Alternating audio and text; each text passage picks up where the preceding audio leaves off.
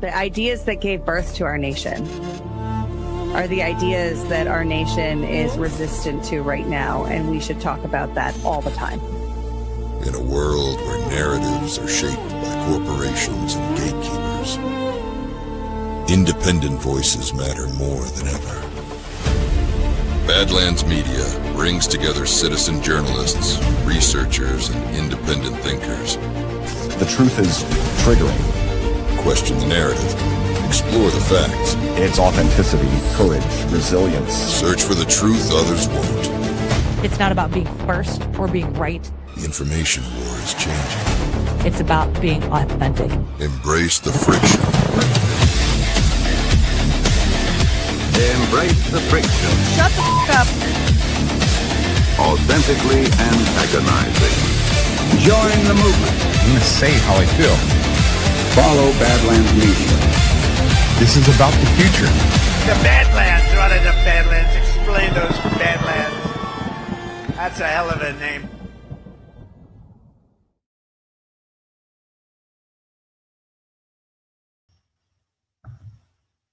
Welcome, everybody, to this week's episode of Breaking Free of Psyops. And I am very happy to join you all today for this conversation, and probably something a little bit disturbing will occur in the minds of at least a few of you here today watching as we go through, I think, a follow-up chapter to something that organically flows from what we've been doing for the previous weeks with a presentation on Aleister Crowley and his influence on the world from the period of his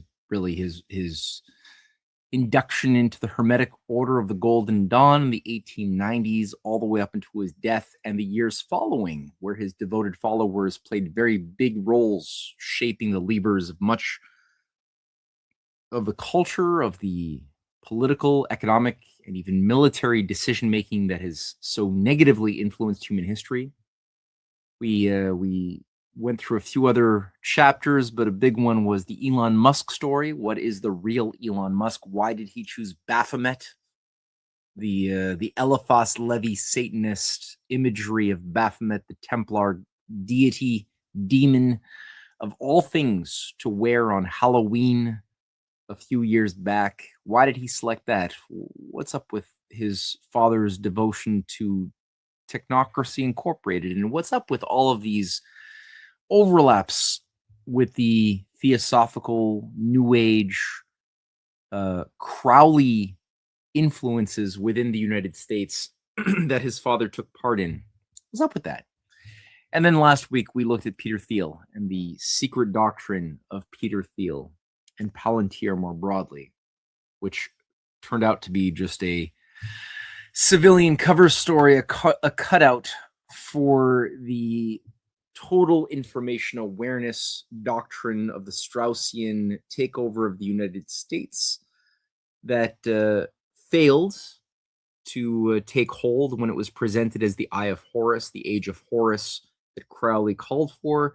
And when that failed, a new rebranding of the total surveillance mechanism was brought into play under the influence of people like John Poindexter, Richard Pearl, and many others who were affiliated with the neocon takeover of America and attributed to Alex Karp and the figure Peter Thiel, whose warning of the Antichrist, whose warnings of the Antichrist are only superseded by his efforts to try to bring in the Antichrist through what he defines as being this AI evolutionary new phase of human existence. So that's sick. That was a ride. That was a crazy ride that I think a lot of people watching were maybe surprised to make those discoveries. So today I figured we would pick up on the first part of what might be a 2 or 3 part series to shed more light on the figure of a certain modern secular god, which has been built up transgenerationally as part of this magic trick to be a secular god of the new world religion, which will not succeed if people are smart. And so you're watching this show, and thank you for doing that. But before we get into who this new secular god is, or who's supposed to become, I'm going to introduce a couple of sponsors for today's show. So here we are. Let's look at or listen to a word from Michael Lindell and MyPillow. It's finally here, our second annual mega sale. This sale only comes around once a year, so take advantage of the best offers ever while you can. For example, save 50% on our Giza Dream bed sheets, as low as $29.98. And for the first time ever on TV, MyPillow mattresses and MyPillow mattress toppers, as low as $99.98. And you save 50% on our Lux Pure 6-piece towel sets. Regular $69.98, now only $39.98. And our best-selling standard MyPillows, regular $49.98, on sale for $17.98. Wait on it, mega sale, only $14.98. So go to MyPillow.com or call the number on your screen. Use this promo code to take advantage of our second annual mega sale. But wait, there's more. To make the mega sale even more special, when you order right now, your order's going to ship absolutely free. All right. Ooh.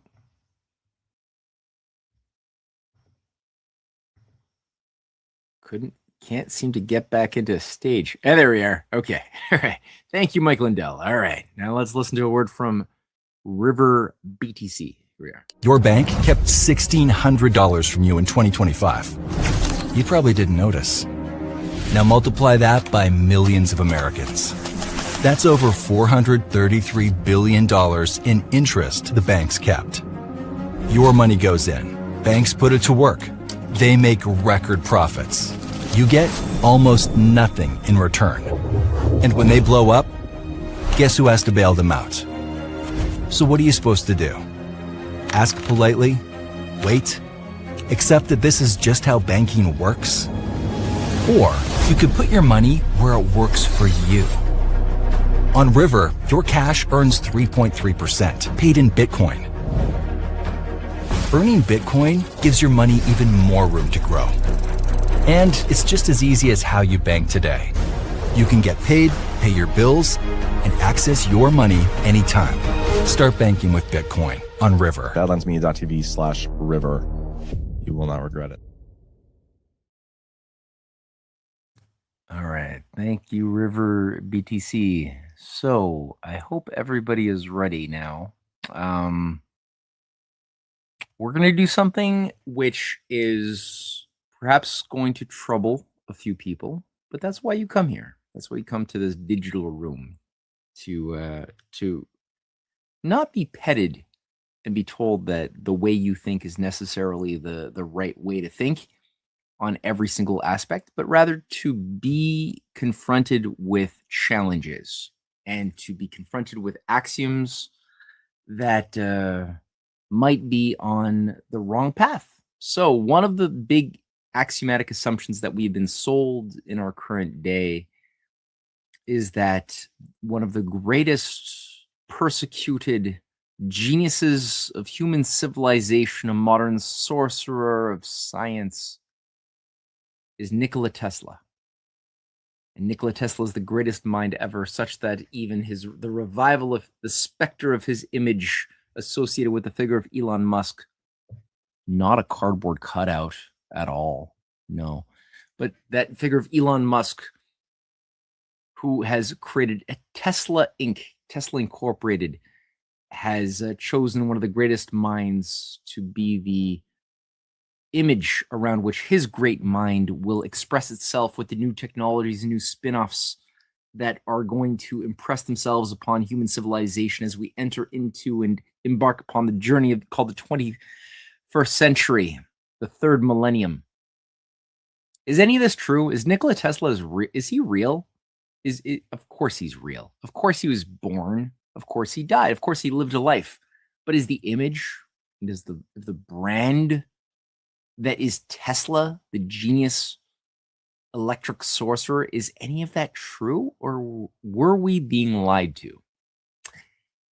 And I guess you could imagine that the assessment that I'm going to provide is not of the positive sort, as far as having, when I went into this project, I was writing my book on the Revenge of the Mystery Cults, and it became a trilogy that I wrote the trilogy at the same time, all 3 volumes. I decided I had too much information that all was too dissimilar but common at the same time, that needed to be treated in tandem on parallel tracks, but with their appropriate emphasis on their proper place, where one volume of the Revenge of the Mystery Cults, the Mystery Babylon and the Age of Aquarius, dealt with more of the geopolitical material components to the historic fight against the mystery cults waged by the followers of Jesus, the followers of Plato, over the last 2,000 plus years. And what were those mystery cults? How did they rebrand themselves over the course of the last 2,000 years after Jesus was killed? How did they, in some cases, mimic Christian skin suits while always maintaining a pagan high priesthood inner command structure and an esoteric belief structure? How did that happen? Such that the devastating bloodbath of the Crusades 1,000 years ago was permitted to unfold, and new crusades, especially after 9/11, were permitted once more to come into being. So that was volume 1, which kind of ended with the Age of Aquarius, the induction of an entire generation born in the years after World War II, who were targeted for brainwashing by this high ancient tradition of a high priesthood that wished to deconstruct and then reconstruct the identity of human beings from kind of scratch, from the ashes, like a phoenix. And so that's how that book ended. It was an interesting ride. Volume 2 took us through the scientific, the intellectual aspect of the human condition. See, Volume 1 was material. Volume 2 is more intellectual. And that was the battle over science. And that was called the Rosicrucian Golem, featuring the subversion of the scientific traditions of the West, the creation of certain cardboard cutouts like Isaac Newton, Charles Darwin.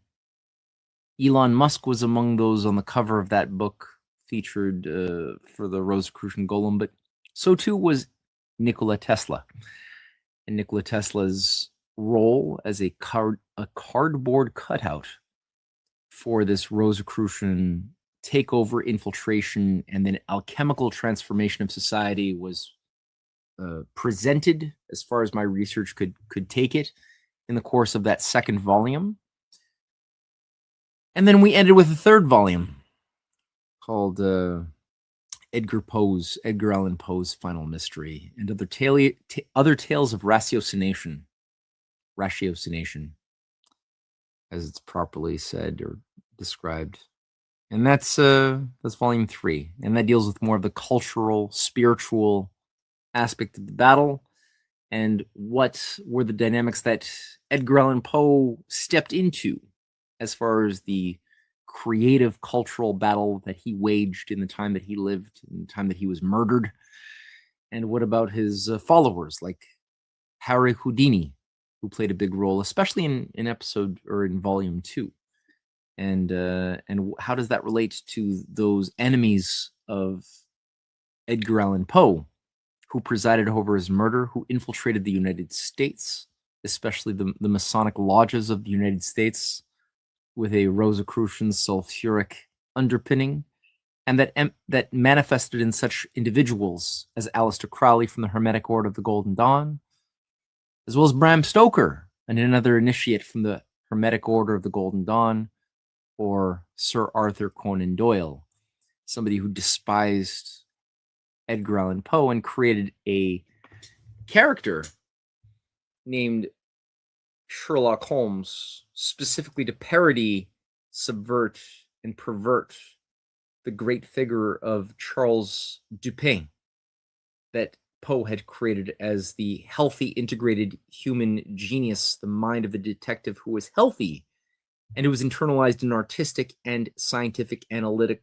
quality with a deep understanding of the forces of human nature and history that allowed him to do what was impossible for other lesser men and discover such things as the cause of the murders on the Rue Morgue, and especially the murders of Marie Roger, which he didn't actually discover. That was left hanging because Poe, whose friend was Mary Rogers of New York, who was ritualistically murdered at a certain location just outside of New York at Sybil's Cave, was the focus of his revelatory second Tales of Ratiocination, the murder of Mary Rogers, and the Purloined Letter being I'd say the most important of the three. But in those books, I do my best to try to unravel as many of the anomalies as I can to also tie it all back into what happened to the baby boomer generation.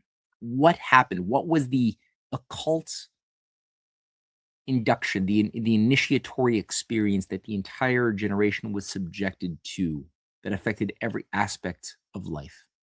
To better explain what is going on today. What did we permitted to come into our house?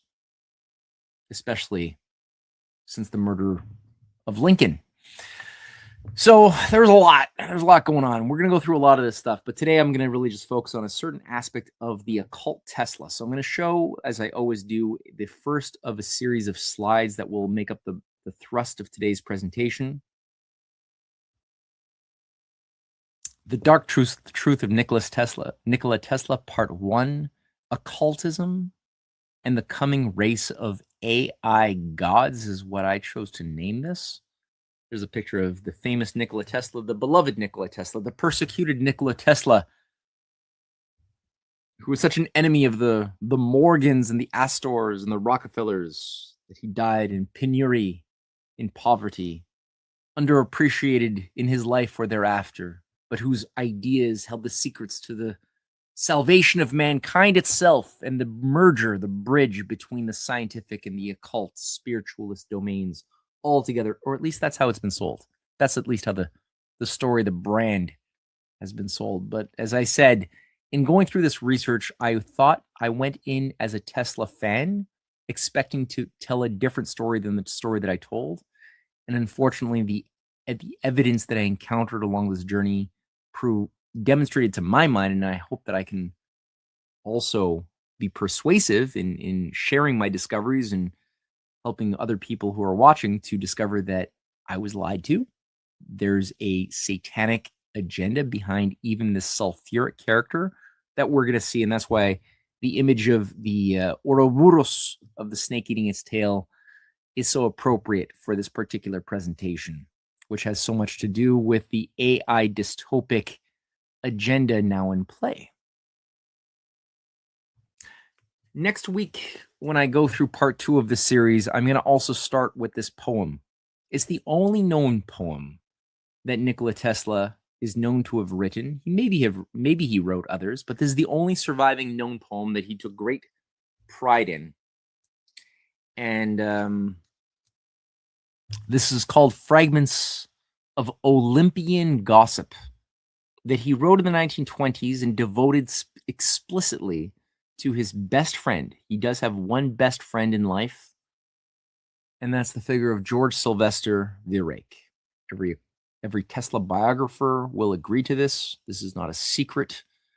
George Sylvester Virek will play a big role in today's presentation, and he's somebody who I think that people should come to get to know a little bit more in detail because it gets dark. It's a gateway into understanding a dark ritual under play.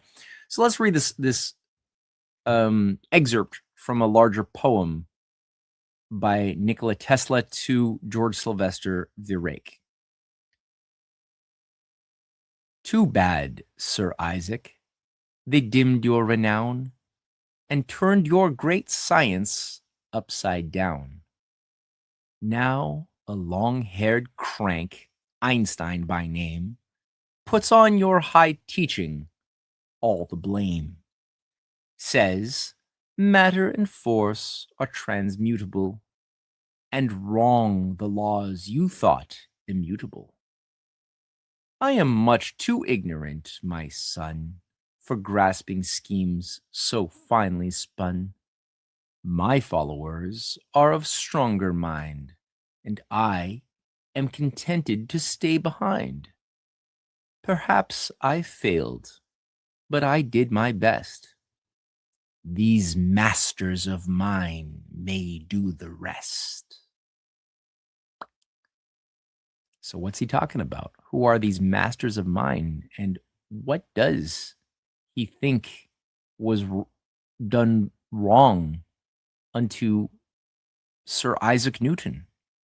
What's up with Einstein? Why does he hate Einstein so much, and why does he love Isaac, Sir Isaac? What are those laws and forces that Isaac thought transmutable? Or immutable, immutable.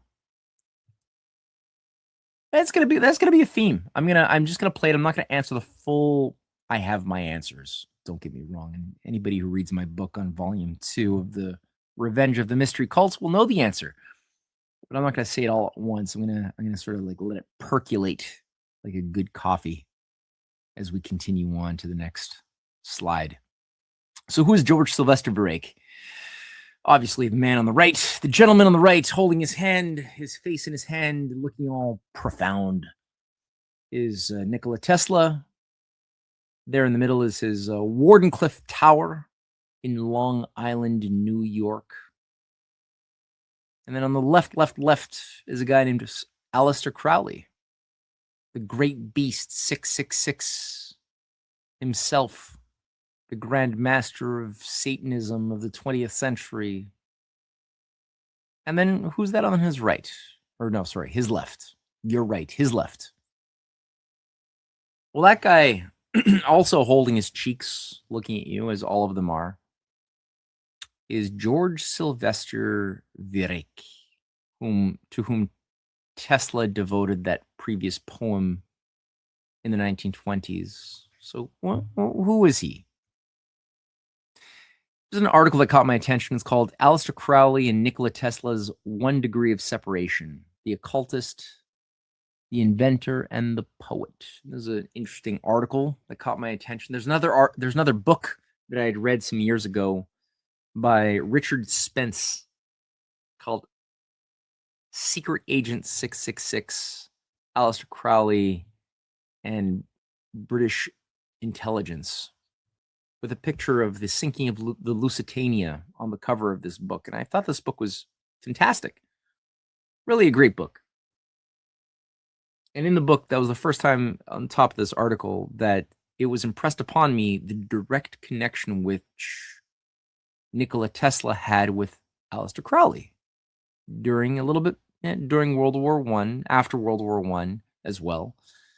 And it largely was mediated through Aleister Crowley's key disciple, George Sylvester Virek, a poet, an occultist, somebody who wrote homoerotic vampire energy novels like My First 1,000 Years and The House of the Vampire, which are worth reading in some way. So George Sylvester Virek was somebody who wasn't just an occultist operative follower of Crowley, who was carrying out rituals in Long Island, very close to the Tesla Tower at Wardenclyffe, which was demolished in 1917 because it was presumed by American military patriots that it was a conduit for transmitting information to the German high command, probably through some form of sister tower built in Switzerland.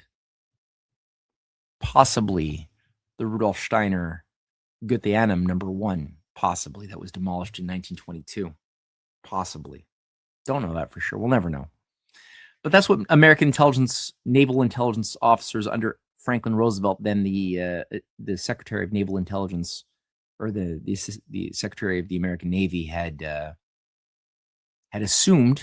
They had their information, and this was produced in a declassified report that was published and that Richard Spence quotes from extensively. I quote from in our new Black Sun Rising book, was a sister conduit, a sister Tesla Tower built built up in Switzerland and managed by Rudolf Steiner of the Anthroposophists, who had recently broken away from Annie Besant and the Theosophists official, which had been in the midst of also creating a spin-off group in Germany, which was tied to Guido von List of the Ariosophists and the Germanic order that generated such things as the Thule Society and the Vril Society, that as an offshoot thereof, that gave rise to National Socialism, and which American patriots then in the 1917 period assessed was likely the cause of what information was being transmitted from the Long Island Tower,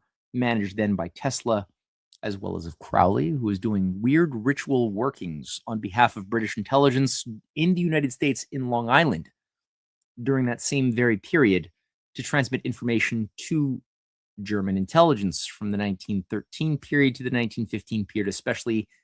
And that does not exclude such information that Richard Spence talks about in his Secret Agent 666 to be that the Lusitania, sunk by a German U-boat in 1915, was actually carrying munitions and weapons, making it not neutral and thus a liable and legal target for attack, even though it was carrying over 1,000 American civilians on board, and creating kind of a 9/11 situation that would be used to hypnotically induce the Americans to support getting into World War I, which they had formerly been isolationist in a healthy way, not wanting to get enmeshed into such wars. And that was one of Crowley's assignments, one of George Sylvester Virek's assignments. He was, by the way, Hitler's official, Virek, for those who don't know.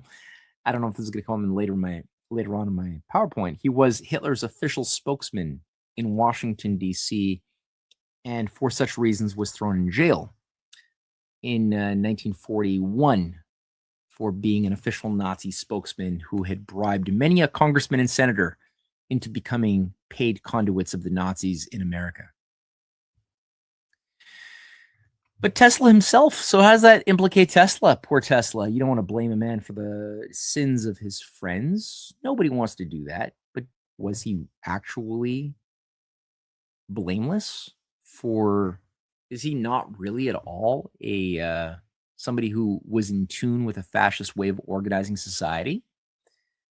Well, according to Tesla himself, in an interview he gave with George Sylvester Virek and published in 1937, in an interview called A Machine to End All War,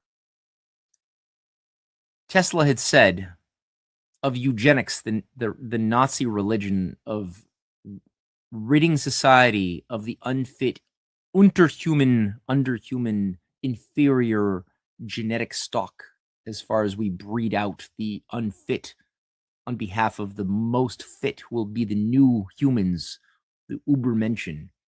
Tesla had a word to say about eugenics, and he was very passionate about it. So in this interview, he says eugenics, describing his future utopian healthy society, he says eugenics is universally established. In past ages, the law governing the survival of the fittest roughly weeded out the less desirable strains. Then man's new sense of pity began to interfere with the ruthless workings of nature. As a result, we continue to keep it alive and to breed the unfit. The only method compatible with our notions of civilization and the race is to prevent the breeding of the unfit by sterilization and the deliberate guidance of the mating instinct, says a man who never had any kids, but he's very passionate about breeding out the unfit and then guiding the mating instinct. He continues, several European countries and a number of states of the American Union sterilize the criminal and the insane. This is not sufficient. The trend of opinion among ecumenicists is that we must make marriage more difficult. Certainly, no one who is not a desirable parent should be permitted to produce progeny. A century from now, it will no more occur to a normal person to mate with a person eugenically unfit than to marry a habitual criminal. That's the beloved, great genius, beautiful soul, wonderful human being, as he was, Nikola Tesla, speaking candidly about what he thinks of human beings. Well, that's horrifying. Okay, that's a horrifying statement. Where else can that lead us? So the cracks in the veneer of the image of the brand of Tesla are beginning to be felt. But where does that lead us? Is that all it is? Is that the only horrifying thing that he said? And by the way, he is referencing American states of the American Union who sterilized the criminal and the insane. He's speaking then in 1937 of 30 US states by then, between Indiana in 1907, sponsored by the Rockefeller Foundation and the Josiah Macy Foundation, which had passed laws to force the sterilization of those who were deemed intellectually unbefitting of the role of parent, whether that means that you were a criminal or whether that means that you weren't even a criminal, but simply that your dad was a criminal. His dad was a criminal. His dad might have been a criminal with a criminal record. Meaning, this is eugenics, by the way, is a statistical science. It's not really a science. And they would extrapolate. So if the extrapolation of past trends genetically into the future were worth it, if the probability of your children being criminally inclined because of your parents, your grandparents, your great-grandparents, then that would itself justify you being sterilized. That's a thing. That was horrifying. But he said that that was not enough. It's not sufficient, in his own words. Okay, that's disturbing. Look at that guy's. Look at those eyes. Look at that. Look at that sense of certainty about what he wants. So clearly enshrined in those eyes, those serious eyes, and that it bothers me. But let's keep on looking. Let's see where else this goes. So as I mentioned, George Sylvester Virek, 1 degree of separation between Crowley and Tesla. In Hitler's American Friends, the Third Reich's Supporters in the United States by Bradley W. Hart. There's a front cover of the book. It's a useful book. He's a bit of a liberal, but it's a useful book because it does map out things that are otherwise been erased from our history books pertaining to the vast influence and growth of the fascist and pro-Nazi political machinery all across the United States during the 1930s and into the 1940s. And he writes that U.S. senators and congressmen were receptive to the anti-British invective disseminated by the German propaganda machine, which was directed by George Sylvester Virek, who was the Nazis' most effective tool for recruiting new American friends. There were several American senators and congressmen who Virek had paid handsomely for buying them up, and who used their prestige as political representatives from both parties, to publish material such as Nazi propaganda that would be then disseminated to their constituencies during the course of the 1930s and into the 1940s. So this guy was like really the organizing force of Washington, D.C.'s fascist elite. Here is actually, I reminded myself here that I wanted to play a video, so let me just do that. Let me play the video. So I'll do a remove screen. Now we're going to share the screen that I'm going to pick right now of the American Nazi organization, and I hope that people can hear what is about to be played for them.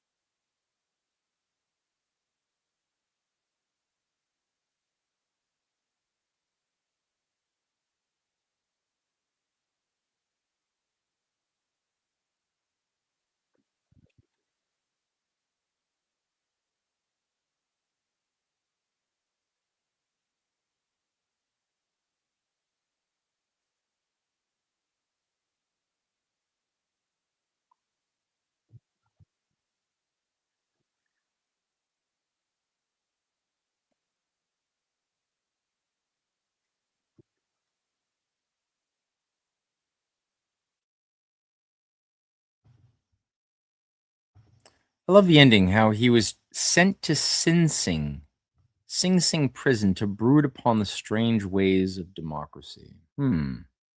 So the actual guy who intervened upon the American Nazi rally, and yes, you saw your eyeballs were not lying to you. That was George Washington, featured alongside swastikas in America, featured with a speaker who was the leader of the American Bund that ran dozens and dozens of American Nazi youth camps across America, that was affiliated with William Dudley Pelle of the American Nazi Silver Shirts, as well as George Sylvester Virek, who was the primary sponsor of the Madison Square Garden rally that you just saw, which had about 28,000 Americans marching in New York and then celebrating the rise of Nazism in America, an American variation of the theme. And again, George Sylvester Virek was a big player in all of that.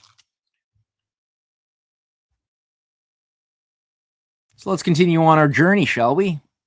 Okay. This is actually a little section from my book, volume 2 of the Revenge of the Mystery Cults, Rosicrucian Golem, with Aleister Crowley staring creepily at you. I don't like doing this, but I did this because I thought I worded it fairly well in my book. According to Richard Spence's Secret Agent 666, Crowley was stationed by British intelligence in the USA from 1914 to 1919, where he ran anti-British propaganda on one hand, interfacing closely with the Eastern establishment's Sleepy Hollow Club, owned by the Rockefeller family, and where he seeded occult cells across the USA, including what became his Ordo Templi Orientis in New York and California. Well, and I should also say in Vancouver, Canada first. While also acting as honorus magus in the Society Rosicruciana. Crowley's California lodges would later be led by Jack Parsons and L. Ron Hubbard. That is the same Jack Parsons you might know of the Jet Propulsion Labs fame, and L. Ron Hubbard of Scientology fame, who were carrying out Babylon working witchcraft and sex magic in the deserts of California to try to invoke the Antichrist. Those guys who were trying to carry on the spirit and legacy of Aleister Crowley. My wife and I, Cynthia and I, did a documentary recently, which some people might have recognized from a previous week's episode called Black Sun Rising, getting at the Crowley influence into the Hitler Nazi SS High Command, which is a useful thing to know. If you don't know it, it'll make you less useful to understand things, just so you know. So if you don't know that, try to come to know that, because it's useful. As Marco Pazzi, another Crowley scholar who's written a number of books, they're actually useful. He loves Crowley. But as he explains in Aleister Crowley and the Temptation of Politics, Crowley and Virek had already met in London in 1911. And before Crowley would be deployed to the USA, this places Virek, that is George Sylvester Virek, himself into the position of a likely British intelligence asset in the USA, because Crowley, while promoting occultism, black magic, and German propaganda in America, on the one hand, working with Virek as well, because Virek ran 2 German propaganda outlets in the United States, was always actually working for British intelligence, which he was recruited to in the 1890s while he was still a member of the Hermetic Order of the Golden Dawn, and sponsored by the member of the Cecil family that ran British politics for quite a number of years. So, and that's again, read Richard Spence's book, Secret Agent 666, if you want to know more about that, or read my books, especially volume 2 of The Revenge of the Mystery Cults. These are just some examples of some of the figures that Crowley was interfacing with in those days. You have here John Yarker, somebody who is closely affiliated with Albert Pike and who created a splinter group, a breakaway group from Albert Pike's Scottish Rite, ancient and accepted Scottish Rite, in the form of something that you'll come to know a little bit more in detail soon. Actually, I'll just say it. It's the The Rite of Memphis Misraim that he went on to lead, it was formally set up by Giuseppe Mazzini's stooge, Garibaldi, who led mass chaos organizations in the 1850s, 60s, 70s, 80s to destabilize Europe and also Latin America, Garibaldi, and who unified the two Egyptian rites of Memphis and Misraim in 1880, which John Yarker went on to lead, and who inducted Madame Blavatsky just after she had set up the Theosophical Society. And that's unofficial historical records. That's not my speculation. That's something acknowledged by these forces. To his right in that image is Theodore Reuss, who had created the Ordo Templi Orientis, the Order of the Temple of the East lodge system, the unofficial but very powerful and influential lodge system that was Rosicrucian in nature, and which ended up infiltrating and increasing the takeover of the authentic Masonic lodges that still had within them patriotic figures like Harry Houdini, like Franklin Roosevelt, who were battling the satanic takeover of the lodge system. Theodore Reuss had recruited and helped incubate and provide the rise in influence to Aleister Crowley, who we've already seen featured there in the middle, with a few sketches by Crowley from his own hand that it featured the Templar cross, the cross of the Holy Sepulchre, featured as the flag of the Kingdom of Jerusalem that the Templars had overseen, but a slightly modified version of it next to the name Baphomet, which you might see there on the screen next to Crowley's right ear. Baphomet was the name he gave himself as the highest Grand Master of the Ordo Templi Orientis Lodge that he was given control over, especially in the English-speaking world in England and North America, by Theodore Reuss, in which he brought gay sex magic into the ritual initiation ceremonies, along with his Thelema doctrine, the do what thou wilt, which shall be the whole of the law doctrine, for only the initiates, of course, not for people who have not been initiated. For you are subhuman slaves to be enslaved and to be destroyed at the whimsy of the man-god humans, the true human, over-mentioned over-humans, followers of Crowley, who went through the initiation and integrated themselves with the darkness.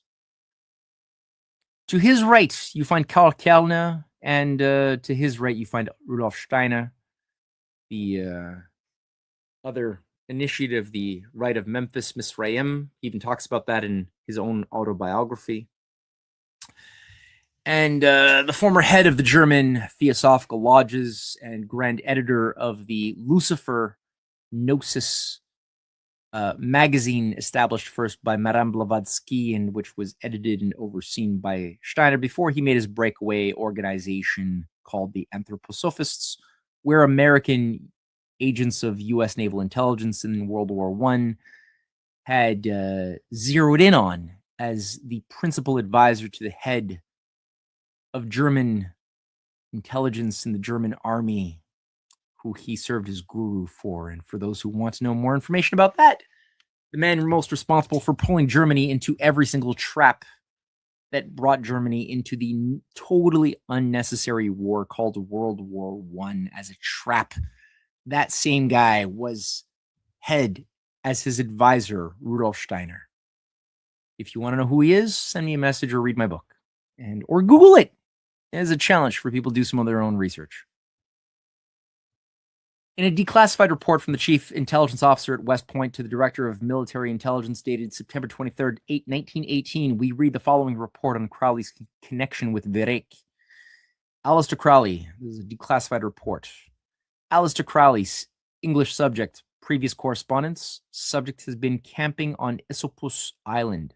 Hudson River was brought to attention of the office by subject's connections with Madeline George, an actress of New York City, who had formerly been investigated by the Department of Justice on charges of being a German spy.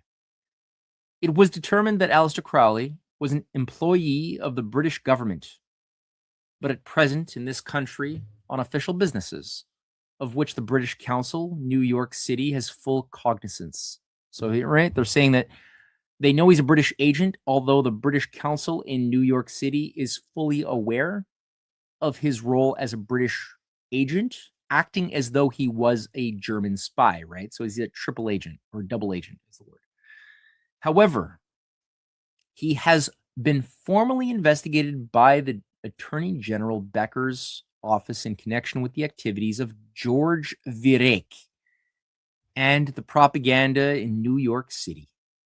It was found that the British government was fully aware of the fact that Crowley was connected with this German propaganda and had received money for writing anti-British articles.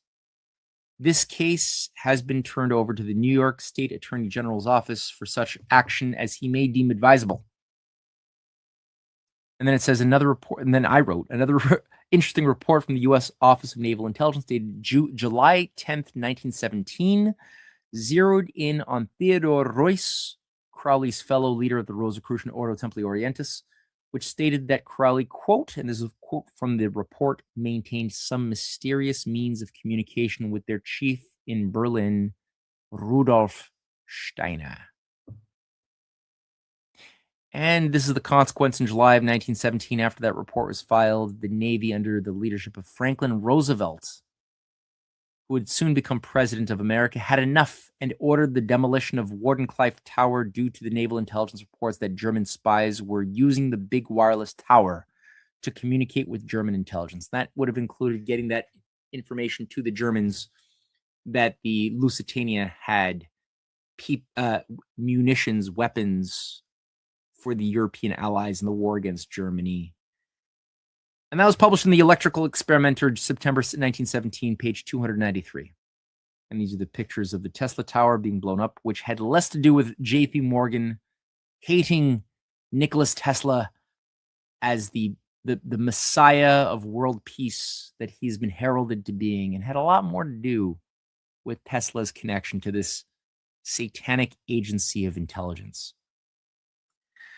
So let me just flesh out a little bit more, because this guy is Nikola Tesla's best friend. As far as I could tell, there is nobody that Tesla ever knew for such a long span of time who was as intimate with Tesla as George Sylvester Virek was. So let's look a little bit more into the man that Tesla had called the greatest poet of America. That is Tesla calling Sylvester Virek the greatest poet of America. So this guy must be a great poet for a great genius like Tesla to call him a great poet. He must be great. Let's read some samples of his poetry, and first his ideal philosophically of what he thinks the purpose of art and poetry to be. So this is from George Sylvester Virek. What's he say as his poetic ideal? I love the splendor of decay, the foul beauty of corruption. What I hate is the inquisitive, cold, freezing rays of the sun. Day is nausea. Day is dullness. Day is prose. Night is beauty, love, splendor, poetry, wine, scarlet, rape, vice, and bliss. I love the night, says George Sylvester Virek. That's creepy. What else does he have to say? In his Ballad of the Sun, a famous ballad, a famous poem that he published, don't know when, I forget the date, he writes, this is just a portion of the poem, by the way. You can go online and read the whole thing. For only the love that flaunts in red a shadow of bliss can save. And here in the night, though life be sped, comes back from the cold, dark grave. By sin's old tyrannous longings led, comes back from the cold, dark grave, o'er waves as red as a lover's blood, struck down in his amorous lustihood. O evil love, in whose tossing hair the fires of infamous longings glow. Again, a little twisted, if you ask me.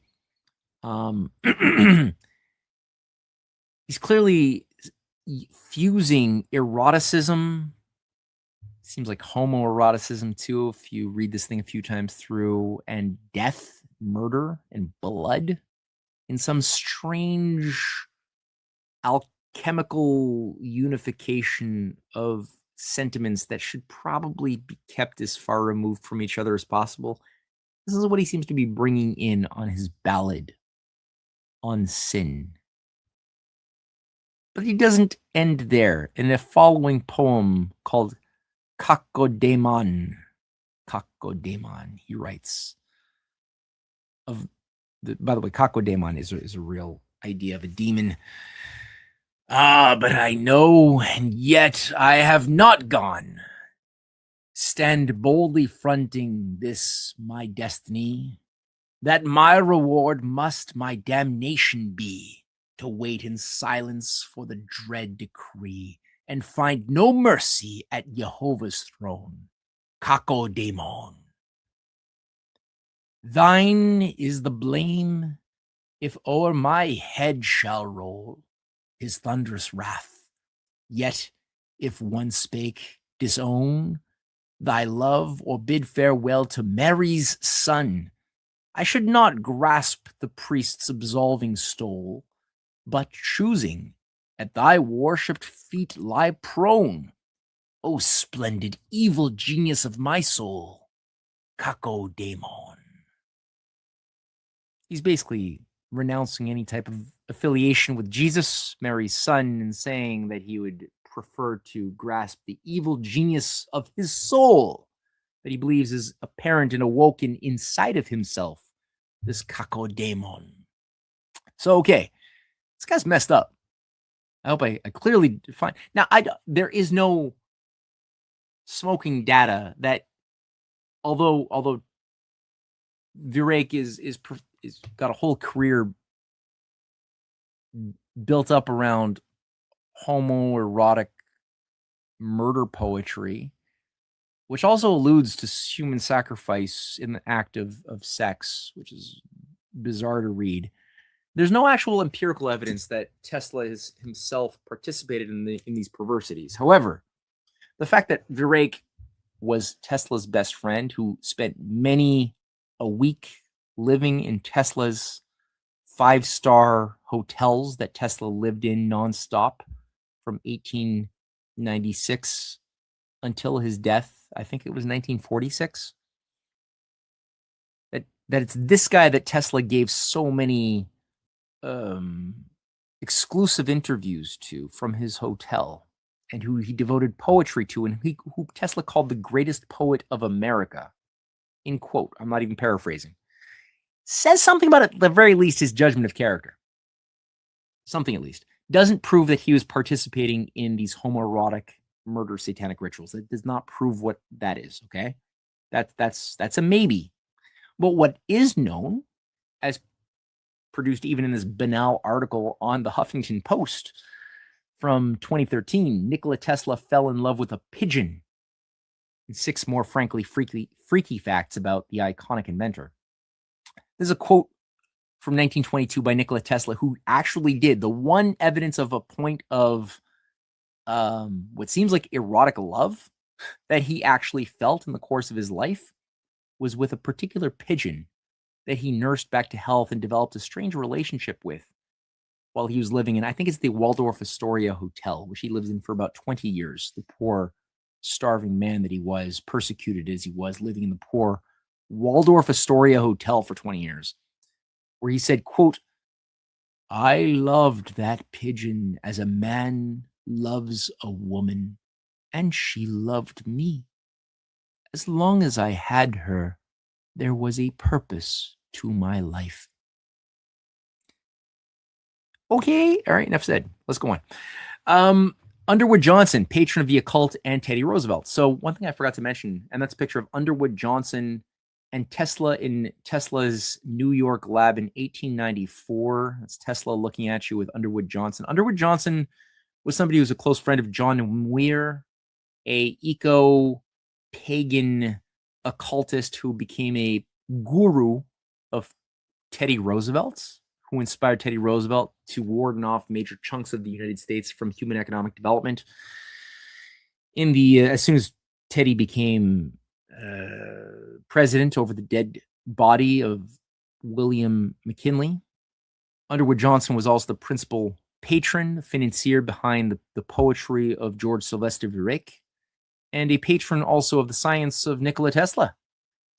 And again, 1894 was the date that photograph was taken. And here, for those who don't know, is John Muir on the right, Robert Underwood Johnson on the left, Teddy Roosevelt, who brought in the first Anglo-American special relationship to try to conquer the world, modeling his New America, his Teddy Roosevelt corollary, to expand military and economic interest to dominate the control system of the Americas as a whole with his, it's known as big stick diplomacy.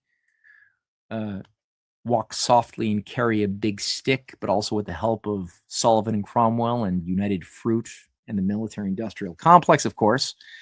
That Teddy Roosevelt, who idolized the British Confederate way of organizing society around slavery. He adored the Confederates. He also adored eugenics. He wrote treaties in defense and promotion of eugenics, which is why Illinois passed their eugenics laws to open the door for eugenics programs across the United States, was under Teddy Roosevelt's patronage. And there's a lot more to be said. But all that to say, that's the guy that George Sylvester Virek was actually busking for, was promoting, was working for his presidential election against, I think it was Taft. So go on, let's go on. All right, there's Wardenclyffe Tower. Wardenclyffe Tower, featured at left, was designed by the pedophile rapist Stanford White. Featured at right, for those who haven't guessed. Architect. So this was, Stanford White was a regular attendee to the glamorous parties that Nikola Tesla hosted in his 5-star New York hotels throughout the Gilded Age. And Stanford White, so he's known as the architect of the rich and famous of the Gilded Age. He raped a girl many times over who was 15, then 16, and she got married later on and testified that he raped her. And her then husband that she had then married was so enraged that his wife, his young wife, had been raped by Stanford White that he actually walked into court and killed Stanford White, shot him several times. After he was murdered, the only person to attend his funeral was his devoted friend, Nikola Tesla. And featured there at the base of the Wardenclyffe Tower was the Stanford White designed base, the building, which is, I think it's still there. And that was a Wardenclyffe Tower built up between 1901 until 1917, when it was taken down for being an instrument of the Germans and German spies in World War I. Okay, let's go see a little bit more about Tesla. That still doesn't, so this is just not painting a good picture at all of some of Tesla's choices, his pro-eugenics taste. That doesn't still fully close the deal on what I'm saying, but let's just keep it going. In his insights, this great genius of science had a few opinions to share in 1911 about commercial flight airplanes, otherwise known as. And in the New York Herald, October 15th, 1911, he gives an interview about his views of the prospects of the Wright brothers and what they had demonstrated with their prototype flying machines, about as far as how it would influence human commercial society and science more generally. And he said, "The aeroplane is facially defective. It is merely a toy, a sporting plaything. It can never become commercially practical. It has fatal defects. One is the fact that when it encounters a downward current of air, it is helpless. The hole in the air of which aviators speak is simply a downward current, and unless the aeroplane is high enough above the earth to move laterally, but can do nothing but fall." He basically was saying that, yeah, forget about it. We should not be investing in airplanes. There's no future in it. It's unscientific. 1911. That did not age well, by the way. So, okay, great insight into the nature of science, but at least you speak with a certainty. We can all trust people who can speak with absolute certainty in their language. So at least there's that, even though you're wrong about what you're saying.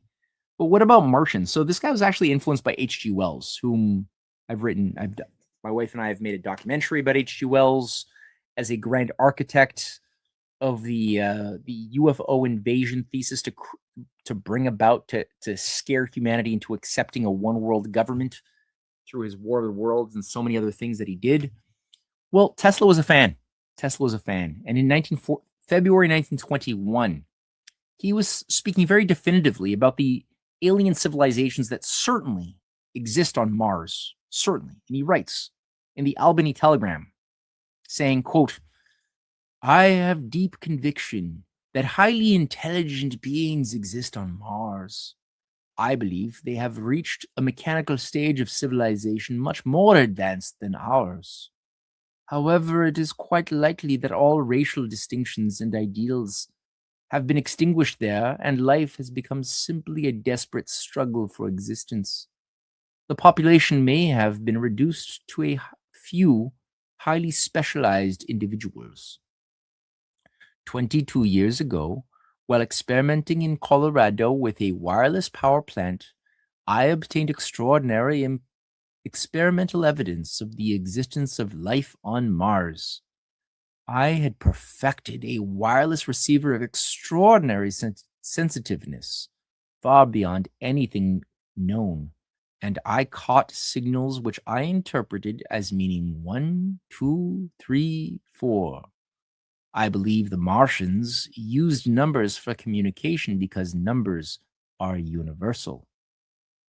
This is from a book by his assistant, Kenneth Arnold, who actually, Kenneth Arnold is a person who actually saw his own flying saucers in 1947 and wrote and collected books, writings from Tesla's assistants who had this to say about Tesla. Kenneth Arnold, by the way, is a lying hoaxer who there's a whole story behind that. Anyway, we'll get into that into a future episode. So what are these Martians, says H.G. Wells. So H.G. Wells had a particular idea in 1898 in his War of the Worlds, where he writes, "To me it is quite credible that the Martians may be descended from beings not unlike ourselves.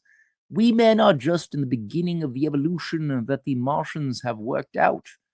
They have become practically more brains wearing different bodies according to their needs, just like men wear suits of clothes," says H.G. Wells. So Martians are basically the more evolved version of what we are currently, that have developed into these big brains, these small lips, these non-existent noses, no ears, because who needs that?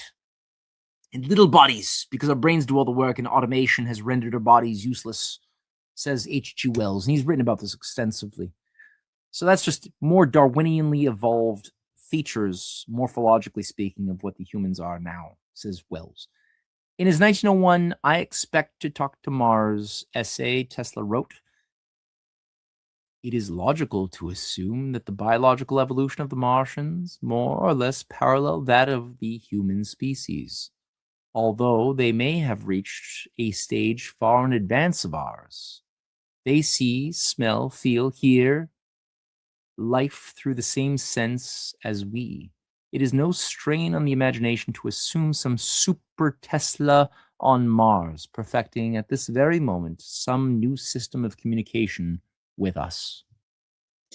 Okay. Even had to put himself into his thesis. So he also shared the exact same worldview developed by H.G. Wells, probably because he was a fan of H.G. Wells and pretty much just took it, that the aliens are more Darwinianly evolved forms of humans. Yeah. All right, so it goes on. So what other blind spots, what other incompetencies does this great genius, this most brilliant of universal minds, have to share with the human species in his new dispensations to elevate his fellow human beings? He wrote on the causes of World War I and all wars.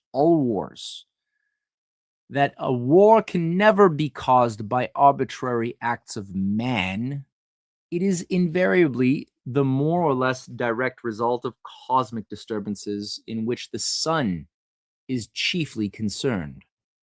In many international conflicts of historical record, which were precipitated by famine, pestilence, or terrestrial catastrophes, the direct dependence of the sun is unmistakable. So a lot of people back then were trying to figure out why the hell did World War I happen? A lot of people were actually successfully addressing the fact that it seems as though representatives of the British Empire and the Freemasonic agencies internationally organizing themselves had artificially created this wasting war. And this was becoming pretty common of an understanding in those days. But Tesla, the great Tesla, who's being propped up by all of the major media papers, the Hearst press agencies, the Astor press agencies, this guy's not being persecuted. All of these major press agencies of the day that he's living in are propping up his words heavily to shape the zeitgeist of how everybody who's reading the paper is thinking. And he's actually saying that has nothing to do. A war can never be caused by acts of man. It's entirely caused by the forces of nature. Don't look at human agency. Well, some people who did look at human agency was I didn't format my slide. Anyway, that's Wilhelm, Kaiser Wilhelm, who literally is on record in 1914 writing to his brother in Russia saying that their uncle, Edward VII, the king, had been organizing to get them to kill each other, and that they should try to avoid it, although it seems to be impossible. There's whole books, there's documentaries. I've written books on this. The World War I is entirely organized by those very same forces that were organizing Aleister Crowley, George Sylvester Virek, and, as we'll come to discover more and more, Nikola Tesla. I chose to name this next section Sense Deception and the Destruction of Free Will. As we know, the AI new religion, the UFO AI new religion that is being brought online as we speak, demands that human beings give up their free will and assume or give over all decision-making power to AI deities, new oracles, Oracle AI being just one of many nominal terms used to define the new idea branding of what the AI machine learning systems are expected to take over from formerly human systems, from creation of arts to decision-making in war. All of these things are what is being sold to us as AI. However, this did not originate with Norbert Wiener or John von Neumann or John Nash even, who are all big players in the formulation of these machine learning systems and the theology associated therewith. But you could say, more appropriately, the first father of modern AI would have been Nikola Tesla. And there we have a robot and a monkey with Nikola Tesla looking over with one of his Tesla coils, a big one from New York. There's a reason for that particular imagery. In How Cosmic Forces Shape Our Destinies, which also deals with how he believes the sun causes war, similar to what Prince or King Charles has also said, that immigration is caused by climate change, war is caused by climate change, not the CIA, not MI6, it's climate change. Well, Tesla is already developing this, and he says here that the human being is a self-propelled automaton, entirely under the control of external influences. Willful and predetermined though they appear, his actions are governed not from within, but from without. He is like a float tossed about the waves of a turbulent sea. There's nothing internal within humans, according to Tesla. It's entirely that we are constructs shaped entirely from forces outside of us that we adapt to, that shape and impress themselves upon us, but that there's nothing beyond the blank slate, the tabula rasa that the human machine is, that we are programmed to become from the outside, says Nikola Tesla. In How Cosmic, again, from How Cosmic Forces Shape Our Destinies from New American, 1915. He writes, I am proving constantly by every thought and act of mine that I am nothing more than automaton, responding to external stimuli and passing through an infinitude of different existences from the cradle to the grave. Ugh. Okay, so he is, again, he's aware that there's a brand around him as the great mind that everyone should want to emulate.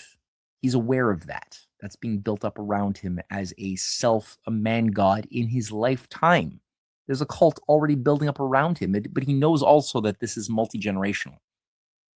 But that he believes that through his every act and every thought, he is proving that he is nothing more than an automaton who simply responds to external stimuli and passing through an infinitude of different existences from cradle to the grave. What kind of self-identity is that? That you're nothing but a robot. An automaton, for those who don't know, is a robot. On the same line of nasty thinking, he writes, or he speaks in a lecture delivered to the National Electric Light Association of St. Louis in March 1893, quote, all knowledge or form conception is evoked through the medium of the eye, either in response to disturbances directly received on the retina or to their fainter secondary effects and reverberations. Other sense organs can only call forth feelings which have no reality of existence and of which no conception can be formed. There is no way of acquiring knowledge except through the eye. What is the foundation of all philosophical systems of ancient and modern times? In fact, of all philosophy of men? I am, I think. I think, therefore I am. But how could I think and how would I know that I exist if I had not the eye? For knowledge involves consciousness. Consciousness involves ideas. Conceptions involve pictures or images. And images, the sense of vision. And therefore, the organ of sight. I'm reading it this way because I presume that that's how his attitude would cause his words to flow out of his mouth were he alive. I believe that that's...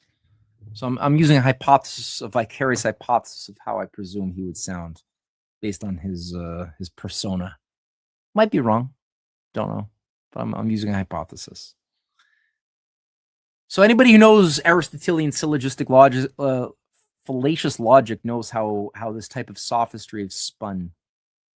Because I wonder how a Helen Keller, who did not have use of her sense of sight or of hearing, but yet who was able to develop wield and develop several languages, and who wrote several books and beautiful poetry and had a profound philosophy and even worked with Paul Robeson against the American fascist regimes in America under Franklin Roosevelt. How would such a Helen Keller respond to that? How would anybody with a mind, yet who was maybe even born with no retina, with no sense of sight, respond to the ideas being strewn by this great genius who says that all ideas only exist because of this simple sense of sight? What about ideas that come straight from hearing, from the sound of a musical symphony, of a cantata? What about those types of ideas that don't necessarily have a direct visual representation? What would he say to that? Does he even think that they exist? I don't even think he does. This is 1893. This is before his lab is burnt down in 1895 in New York, which destroyed the evidence, so says he, that he was the first to discover the Roentgen rays, the X-rays that William Roentgen of Germany had originally discovered.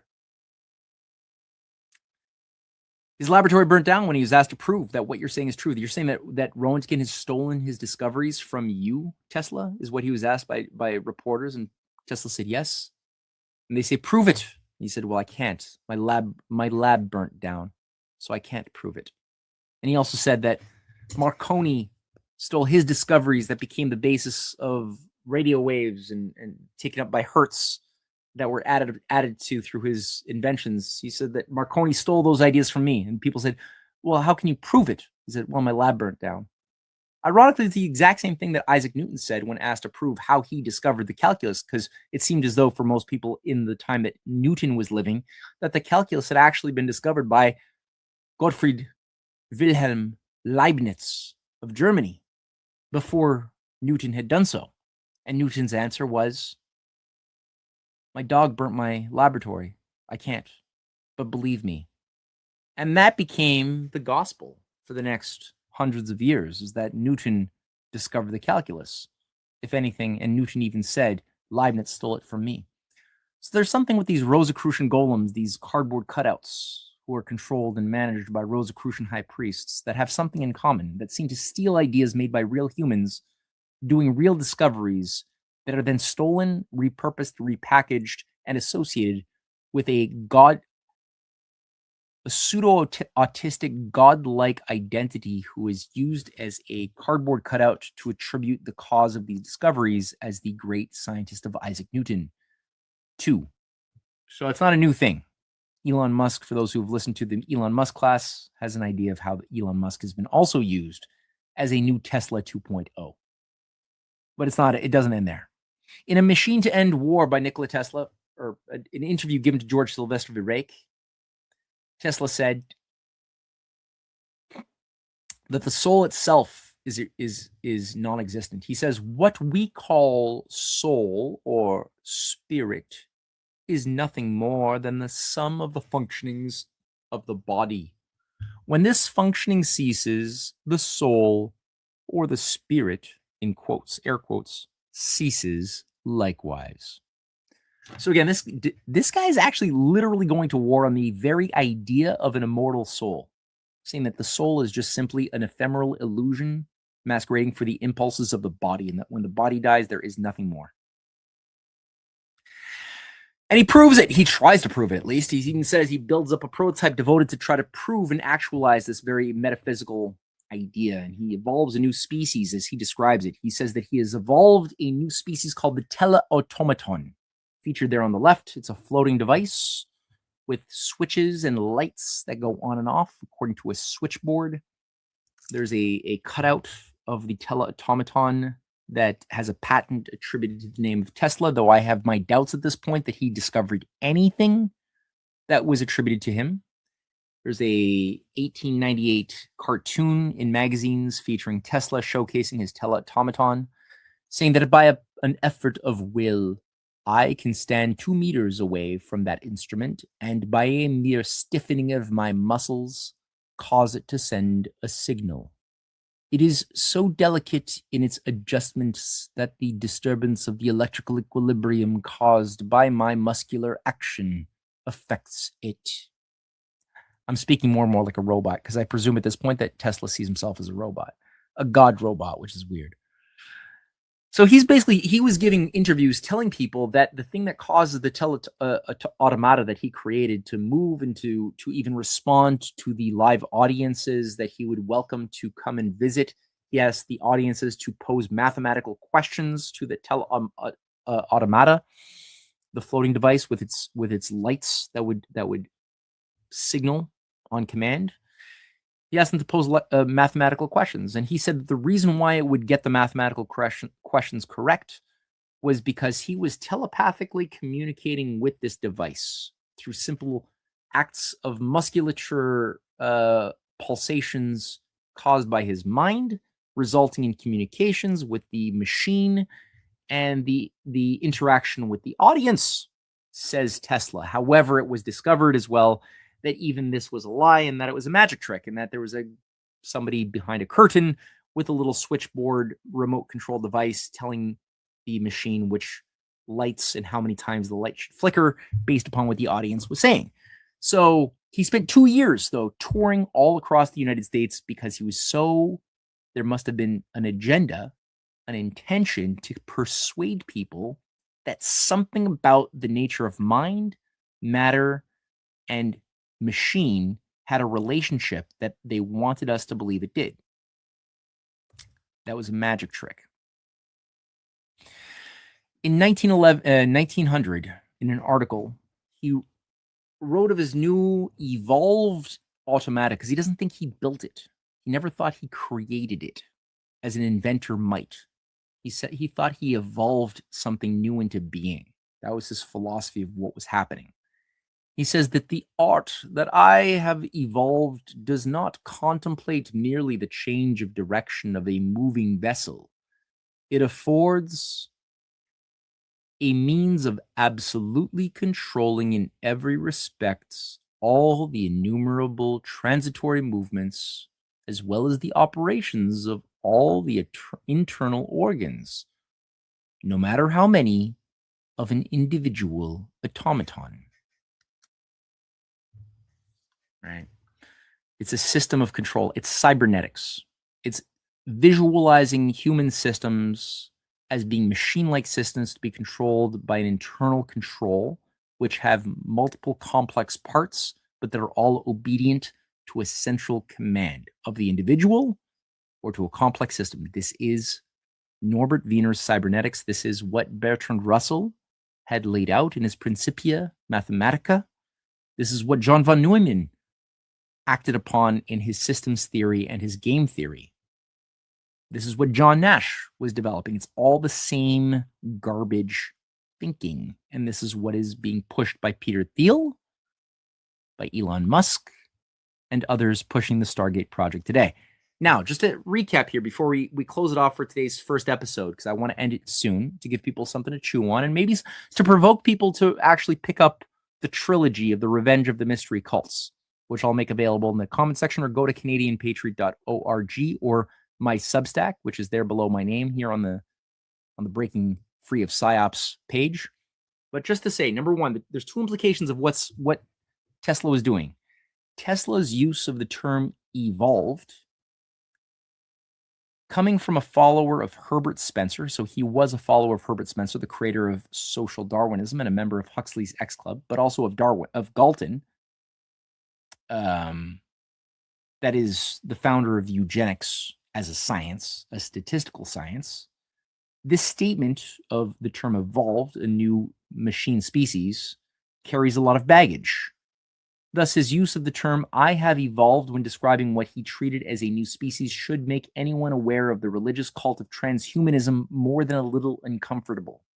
These are things I said in my book. Number two, Tesla's belief that he had achieved a demonstration of an accurate analog for humanity, which somehow proved in his own mind the non-existence of the soul. That's a big one.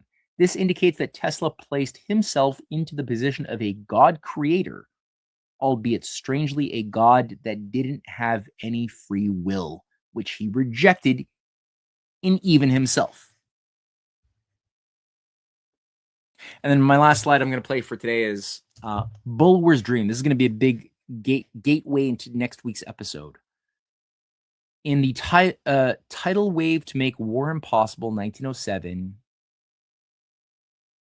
Tesla says of his tele-automata and the future evolution of the tele-automata as becoming self-aware beings, he writes, a mechanism is being perfected which, without operator in control, left to itself, will behave as if endowed with intelligence of its own.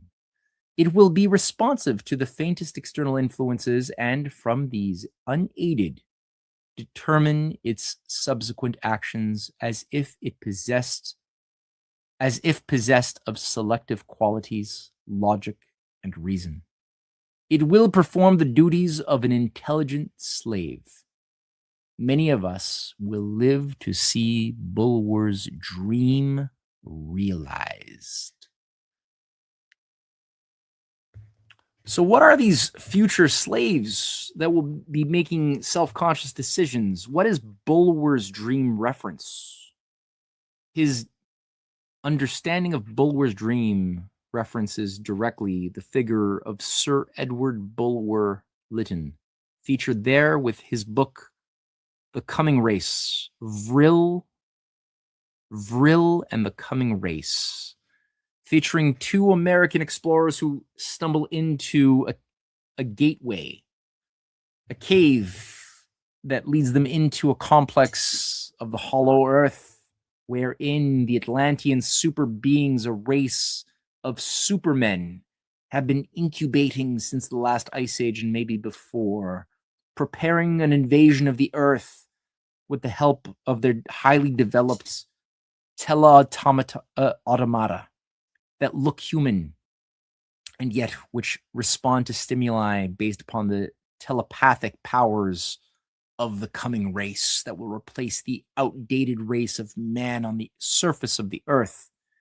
These superhuman Teutonic Aryan beings that have telepathic superhuman powers that the surface dwellers have lost due to their interbreeding with monkeys and fallen angels of the Elohim.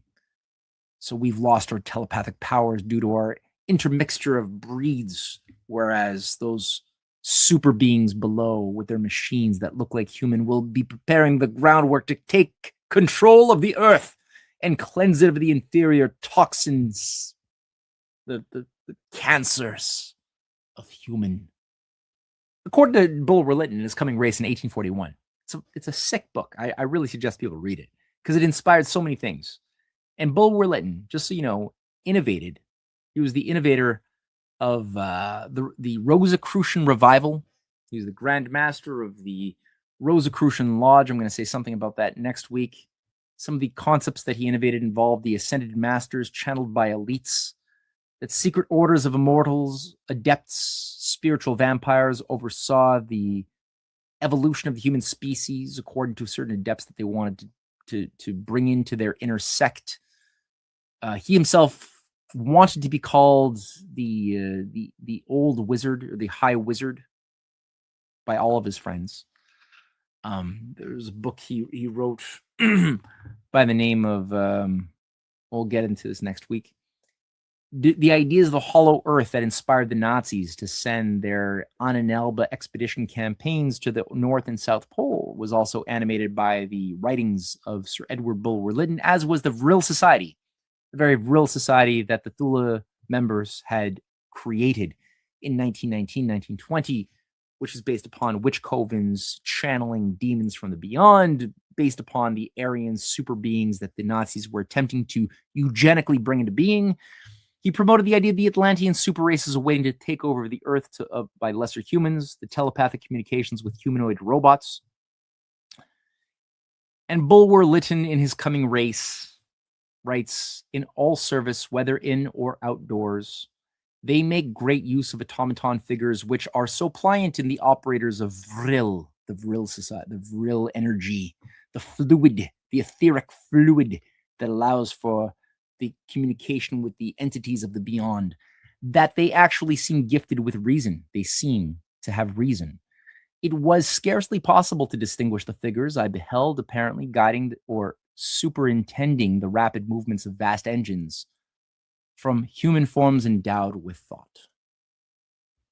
All right, let's end it there. So I think that's a great spot to end today's show. Let's due to the fact that this is a pre-recording, I cannot read any comments that I'm not seeing because this is 3 days before the show is being aired and you're watching it. So let me just take a moment here to play an ad before we round out and end today's show completely. I lost track of what ad I'm supposed to play, but I do know that there's a GART coming up in South Dakota that people can go to Badlands Media and pick up a ticket for the live show or watch it on digital venues. There's cheaper tickets for streaming digitally. So you go to Badlands Media's website to watch, to pick up that information. And for next week, we're going to pick up where we left off on Bulwer Lytton, the Rosicrucian revival of Satanists of the 19th century, how that influenced Nikola Tesla, as well as Darwinism and a science at the service of occultism. So without further ado, I'm going to leave it at that, and I will see you all next week.